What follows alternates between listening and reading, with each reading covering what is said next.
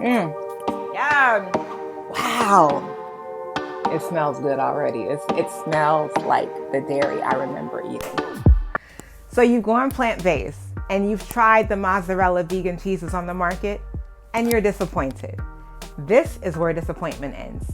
Today, I'm going to show you a plant-based mozzarella cheese that you can make with just a few simple ingredients, a blender, a pan.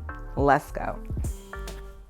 So first we're going to add all of our ingredients to the blender. We're going to start with some soaked macadamia nuts. If you forgot to soak them like I did, you can just boil them for 20 minutes and that will get it to the consistency that you need. Are you running away from me?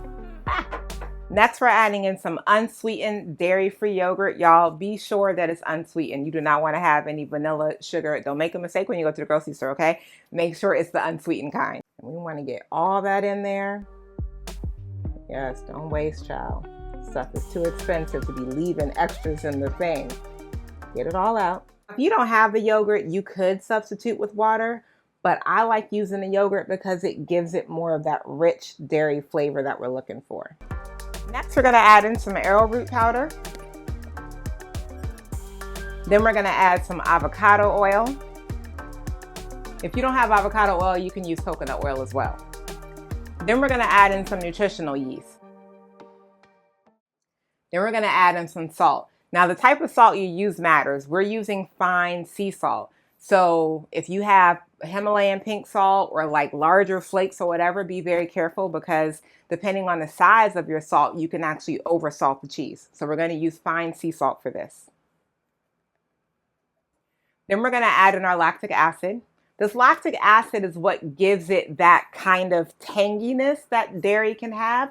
So this is not something you want to skip on, all right? Definitely get lactic acid. It can be hard to find in stores, so you might want to order it online or go to a specialty store. But then we're going to add in some garlic powder. You'll find that when you're making plant-based cheeses, garlic powder and onion powder, interesting enough, give that taste that you're looking for. So we're adding garlic powder to this. Then last but not least, we are going to be adding agar powder. Now agar is going to be our gelling agent because we could blend all this up and have a cheesy tasting sauce. But what we want is cheese that we can like slice and shred, right? So agar powder is our gelling agent. So instead of using gelatin, because that's not plant-based, we're using agar, which is a type of seaweed. And that's going to give us that texture. It's going to give us that texture that we need.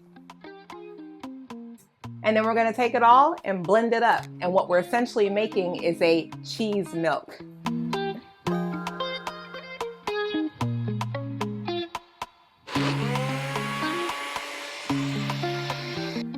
Talk about disappointment. That NutriBullet was not working. So I brought in my trusty Vitamix, which always works. So if you don't have a Vitamix, then use whatever powerful blender that you have. And if it can't get the nuts down, then girl, you're gonna have a chunky cheese and we don't want that. All right, let's try it again.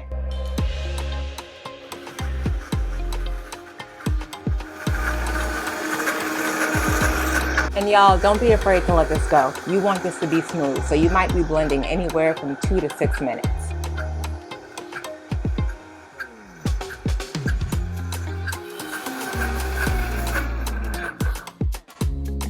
Oh yeah, this is nice and smooth. This is how I want it.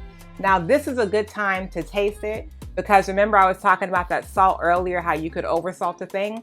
So now it's a good time to taste it and see if it fits the saltiness that you like. If it does, leave it. If it doesn't, add a little more salt, blend, and then we'll get ready for the next step. Wow.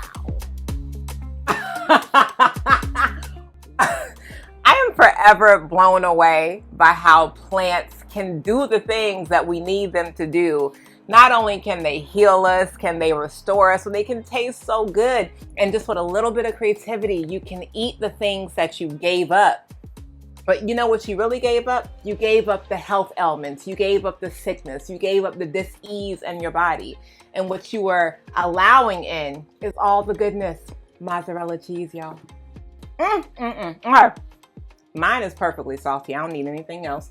So we're gonna add this to the pan and cook it up. And you're gonna see the magic of the agar powder do its work. So on medium-high heat, you wanna use a non-stick pan, very important. And pour in your liquid milk. Mine is more like a liquid cream, very thick. And you're gonna add that in and you're just gonna start cooking it. Now the reason why you have to cook it is because you want that arrowroot powder that we added in to cook, and you also want the agar to set and thicken, and heat is what's gonna do that. And the way that you're gonna stir this is you wanna stir it around because you don't want it to stick. It will stick, but you're also just gonna fold it over. All right, so you're just kind of stirring it around the pan, folding it over. And as it heats up, it's gonna thicken.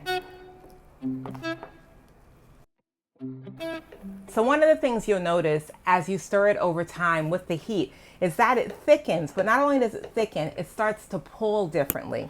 So as it's pulling, and you can see the way it's kind of pulling and becoming a bit stretchy in a sense, that's how you know that you're on the right path and the cheese, use that term loosely, is cooking as you want it to. And you'll also notice that essentially it just starts coming together on its own. So instead of being like a loose mixture, it becomes like one homogeneous dough-like. That's what you want. So now you see the cheese has got to a point where it's completely coming together. This is what you want. So we're gonna take it and remove it from the heat. We're gonna get it ready to go into our ice bath so we can form our individual mozzarella. Need an ice bath. So it's just 2 cups of water to 1 cup of ice. And we're also gonna need an ice cream scoop. Now I don't have a springy one, so I'm using a regular old-fashioned one to make those balls. I put some oil on there because you don't want it to stick. Now ideally don't use coconut oil because when you add coconut oil into the water, it's gonna solidify. So you just kind of shape the ball with your hand a bit and then drop it into the water. And also, if you don't have a scoop, you can always grab up the cheese and just kind of shape it with your hand into a ball. But a scoop or a spoon makes it so much easier.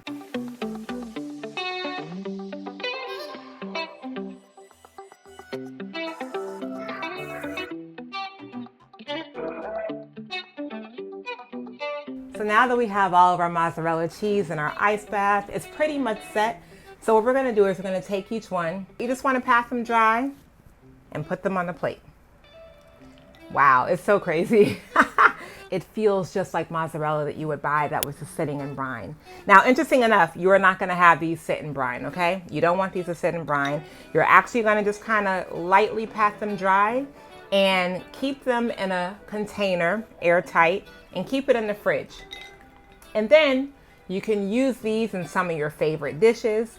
Like here you see I've used it in my eggplant parmesan. Why do we call it eggplant parmesan when we use mozzarella? Anyways, I've used it in this dish, but you can use it anywhere you would use mozzarella.